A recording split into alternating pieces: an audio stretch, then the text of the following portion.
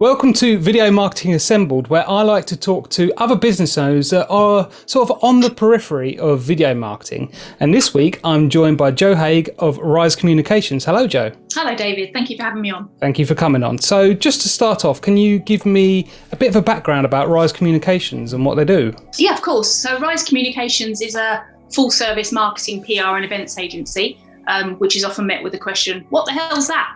So we're basically an agency who can cover any discipline within the marketing arena. So we look after PR for companies. We can do digital marketing, traditional marketing, but we're event managers as well. So we're really proud of the fact that we founded the Kent Charity Awards 7 years ago when the company was formed. And we also event manage the Medway Business Awards. So events is kind of at our core as well. So anything and everything involved in getting a business, a product or a service to market, we can do it. That's amazing. So just generally speaking, what sort of problems would a business have when they come to you? Well, a company might be concerned or even worse, bemused by a lack of leads. So they'll come to us and say, we're just not getting any leads. So we'll say to them, well, what are you doing to generate leads? And they say, nothing. Yeah.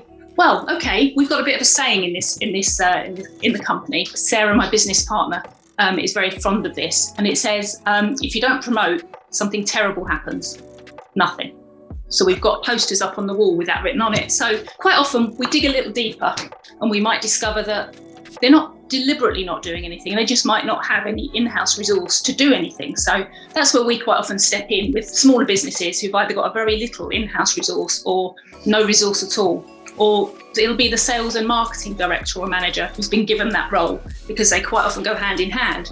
So they might be a fantastic salesman, but have no marketing experience or interest. So it often falls by the wayside. So that's where we can kind of step in and help. Okay, so when clients first come into you, what's one of the first things you'll do with the client? We will do a complete audit of everything that they're doing, everything that they have done that's worked, everything they've done that hasn't worked. So we'll audit everything. We'll look at the channels that they're using.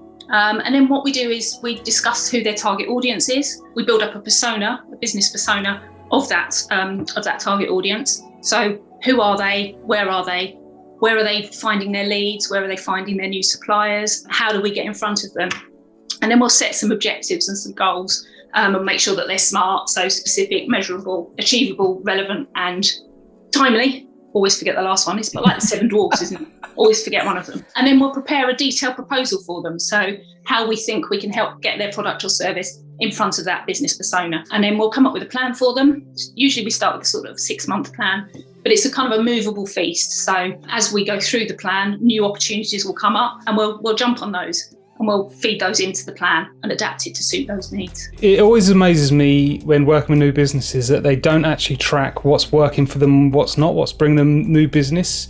Yeah. So what would you say is like the best way of tracking where your leads are coming from? Well, this is where the sort of the smart approach for objectives and goals come from. This is the measurable bit. So it's, we're going to do this action, this marketing action. We're going to measure the results in this way so that, whatever you do, there is a method of measuring that. So if you do something online, you build in codes and you track the website, that sort of thing. So whatever you do, so if you do something in physical marketing, so if it's in a newspaper or a magazine, that's all got a code to it as well. So you can see where the leads are coming in. And you can do things like setting up phone tracking. So if somebody sees something and then phones into the office, that will trigger a code that says this is where this call has come from. So you can have specific phone numbers for specific campaigns, but they all come into one central number. Yeah, I need to pick your brains about some of this stuff because one of the big problems I have is normally when it comes to doing a video, and you could say the same for social media as well, is someone might see a post on social media which then might lead them to a video which then might lead them to your website.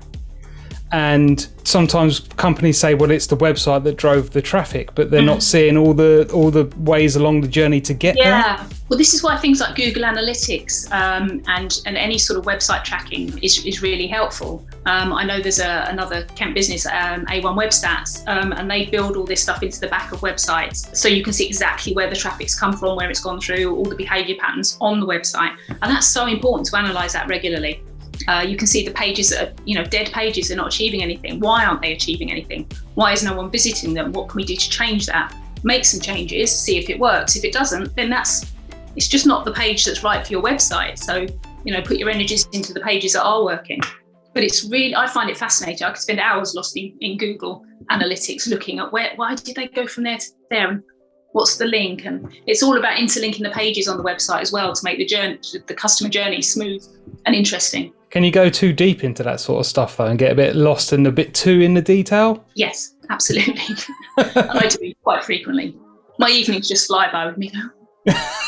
Sometimes it's better just to have that sort of top-down overview. Yeah, exactly. Yeah. And you can do that quite easily in Google Analytics. Just get the top layer so you can see how the customer progresses through your website. So you've been doing marketing for a few years now. How have you seen video marketing evolve over that time? Oh, well, I mean, I think it's one of the biggest changes, I think, within marketing. I think we all remember the early years of corporate video, the kind of horrendous, sweaty, suited man sitting behind a desk, or even worse, because the videographer, not you, obviously, David, you would never do this, a bit wacky and says, let's make it a bit more, a bit more fun. Let's have you perched on the edge of your desk instead. So you've got a very awkward suit, sweating profusely, perched awkwardly, with his tie too tight, telling you about his company and how amazing it is and how you must buy from him. I mean, some of those videos are still out there. And quite often they drag in some of the team as well and make them join in. And they look as if they've been held at gunpoint to do this. They look like they've been kidnapped, and you will talk about the company in a positive way. And thank goodness that's gone by the wayside now. So there's so many different ways of showing your business to its full potential now. And I just think that that's been fantastic for video, because it is such an important part of the marketing mix. It really is. And the fact that companies are now seeing that they can do it in a really kind of cool, edgy, different, interesting way.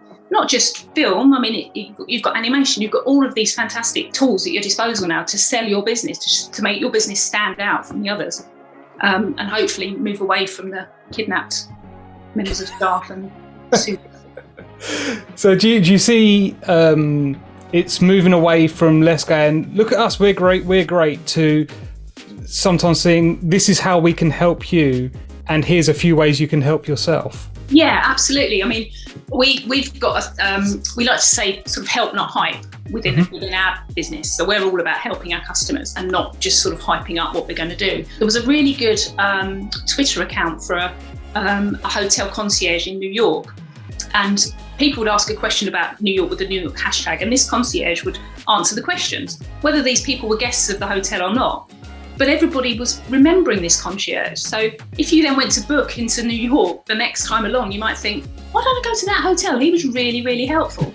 So things like that, if you can get that across in your videos, and any marketing that you do is really useful, I think. I hope you got a pay rise for that. I hope you did. So do you think you can realistically have a marketing plan in 2021 without video being a part of it? You can, and people will. But I just think that we've always had the saying content is king, and we always say video is king because it's so adaptable. You can get so many messages across, and you're more likely to keep, if you've got a video on your website, for example, you're more likely to keep a customer engaged in your website, because we've all got a relatively short attention span. So if we're trying to read something, we'll lose interest quite quickly. But if it's a video and it's snappy and it's got our attention from the beginning, you're going to watch it till the end. Unlike those videos of past with the chap sitting on his desk that would go on for 10 minutes and you zone out. There's no point to it. Short, snappy, different styles of video. I just think, you've got to have it. You've got to have it in some way, shape or form, because we are in a digital age now, even more so since the pandemic, when sort of face-to-face, everything's stopped being face-to-face. And that's just pushed everything online even more in the last year or so. Yeah, and video is a lot more affordable now. I wouldn't say it's cheap because it's based on value, but when you look 10, 12 years ago, and just the camera equipment's going to cost you 30 grand. Yeah. Now you can buy a decent professional camera for £2,000 or £3,000. It's made the costs come down a lot. So it used to be just the big businesses that could afford a video, but now any business, I think, if they invest properly, they can afford it. Yeah, I'd agree with that, and we encourage our clients to do that. I mean, they all quite often look a bit horror-struck when we first give them the cost, but we say, well, look, actually, look at this deeper. This video is going to last you for a significant amount of time. You can put it out on so many different channels. There's so many different uses for it. It's not just going to sit on your website or on your YouTube channel. You can use it in so many different ways. It's a massive benefit for you to spend a little bit more than you would on, I don't know, 50 leaflets that are just, not going to achieve anything. So we are always sort of pushing because, if you do a video well, it will drive sales and it will be a valuable part of the marketing process, and it makes your company memorable above the competitors. It keeps you front of mind, especially if you say like you're doing a helpful one, giving away a few hints and tips as well along the way. People are going to warm to you as a brand, as a company. Again, it goes back to what you were saying at first, so it's the testing and measuring, isn't it? So if you might look at £1,000 video as a small business and think, oh, that's a lot for one video, but when you think if you're going to get, even if you get 10 customers and your customer over a lifetime is worth £2,000, yeah, paying £1,000 to get £20,000 profit from it, yeah, it's a no-brainer, really. No, absolutely, I completely agree with that.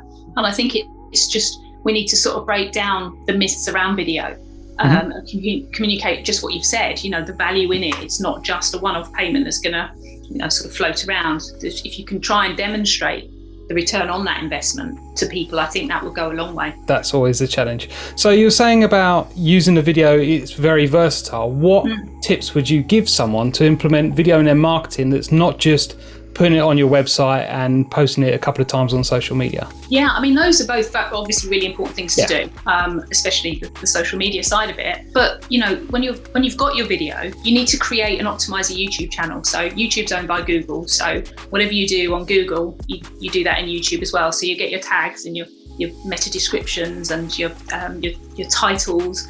And that will really help boost your SEO as well. So when people are searching for a particular keyword, if your website is optimized for those keywords, then you need to make sure your video is as well. And you can do that on the YouTube channel. It doesn't mean you have to keep the video just on YouTube. You can have it in both locations. It depends on the sort of speeds of your website and things like that. But you need a really nicely optimized YouTube channel. And then you can put links in any digital marketing that you do. So be that email campaigns, put it at the bottom of your website signature, build campaigns specifically around whichever video it is. So if you're doing a product launch and you've done a product launch video, send that out with those specific messages, but try upselling as well. So if you've had a customer that's bought a particular product from you in the past, you're launching a new one, target those, go through your databases, segment it out, work out who's going to benefit from seeing this video. And then things like exhibitions. So last year, lots of exhibitions happened online. So it's a perfect environment for showing a video because everybody's online anyway. Press play on your video, and the same with corporate events and webinars. All of these different things that we've been doing a lot more of in the last year through lockdown. The video is perfect for it. Even video advertising campaigns, anything that you do with this video, you can just feed it into anything that's digital marketing, which is basically anything that you do online. And at the moment, because of the pandemic, that's everything. Yeah, you're really speaking my language with the YouTube stuff as well, though, because I did a video. It was December 2019 for a double glazing company, and it was part of a range of videos. One of them was how to fix your drafty windows. So I optimized it for YouTube, did all the tags, description, the thumbnail, all that sort of stuff. And they didn't really promote it properly. But then over the last 4 or 5 months, it's suddenly gone up to 20,000 views. And it gets about 300 views a day. Wow. Just because, people are searching for how to fix my drafty window, and that comes up. Exactly. And if you get the wording right and you can tweak that, you can try it for a while and tweak it. And I mean, that's a really good way of measuring return on investment. So through YouTube, because you can measure all of those analytics and see actually somebody clicked on that video and then they came directly to the website from YouTube. And then they looked up X, Y, and Z. So that's a really good way of sort of measuring how well the campaigns are actually working and driving traffic to your website, which is the end game, or to pick up the phone, which is the end game. I mean, especially that one, because they do have a spare parts counter as well. And at the time, they were looking to move it online as well. So it'd be really good to, he's saying, to fix your drafty window, you need this part, and this part, and the links are in the description, and it drives the sales straight to it. So what if someone came to you and said, we need a video to go into our marketing plans, what type of video would you suggest that they start with? It really depends on the type of business that's talking to me about video. So the beauty of video is, as you know, not one size fits all. It's adaptable to suit any type of business. So some businesses might have a really complex offering that if you try and explain it, so if I tried to explain a complex thing to you, you might just glaze over and think, I don't know what she means. But if I showed you a really smartly done animated video that says this happens, then that happens, then you've got it, you've understood it, it's short, it's succinct, but it explains a complex offering really quickly. You might have a client that's got some fantastic testimonials. So some testimonial videos could work really well. If they're done nicely, not everyone's an actor, obviously, and with video testimonials, you've got to make sure that you get the right person on camera so that they're natural, but they don't look like they're actors. So it's finding the right person, getting them relaxed enough. That's where good videographers come into their own, because they help set the scene, they relax people, and then people come across much more naturally on camera.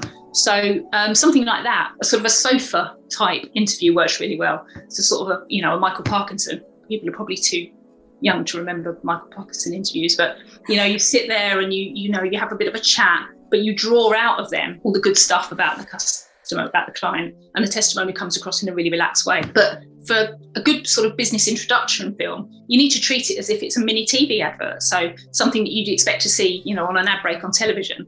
For a business, you want to make yours the sort of the Coca-Cola of the business video world. So treat it as a proper sort of TV. Let's really sell our brand, because then if it's stylishly executed, people look at it and they warm to your company and they think, actually, these guys know what they're doing. Look at this ad, this video. It's fantastic. So you've done that. You stood apart from the others. So there's such a variety of videos out there.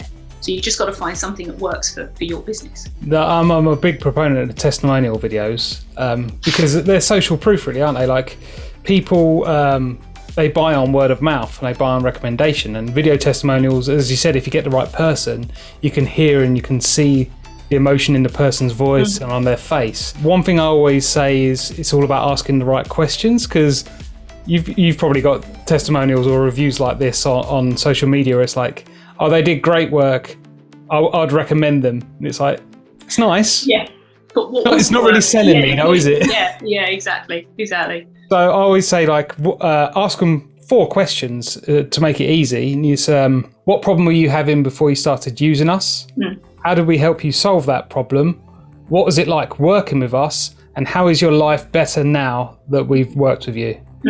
I think that just tells a nice story. It's perfect. It's like a mini case study, but in verbal form. And I think that works really, really well. So it's been a really interesting conversation about where marketing is at the moment. Where do you see the future of marketing going? There'll always be a place for traditional marketing in any marketing mix, so brochures and leaflets and things like that. But even before we went into lockdown and everything had to become online, video was a key part in digital marketing. So digital marketing is now huge and will continue to be that way.